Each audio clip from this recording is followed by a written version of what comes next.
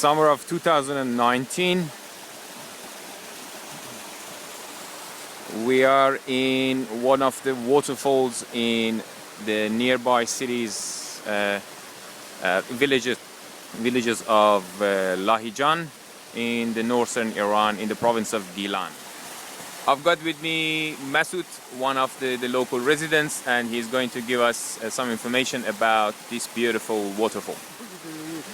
این آبشار ماهی موشه ایسته که عرضم به حضور شما البته اسمای مختلف داره، لایجان یا لنگرود هم شبیه همین اسم داریم.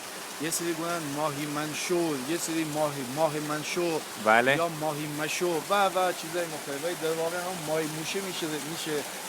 عرضم به حضور شما چون ماهی که دست نگیره در مقابل این آبشار موشه و قدرت صعود نداره، نمیتونه بره بالا. آره تمام. بله. تولید مثل اگه باشه همین است. خب عرضم به حضور شما از توابع لایجان حدوش 2 تا مسیر داره که ما اصلا بلدیم کاملا مسیرهای خوب، البته خب یکی سخته، حدوش 15 تا 18 کیلومتر از شهر لایجان تقریبا، ولی حدوش بسیار زیبا خنک. در تاریخ 5 شهریور 98 یه روز گرم و آفتابی لایجان و یک عصر و غروب بسیار خنک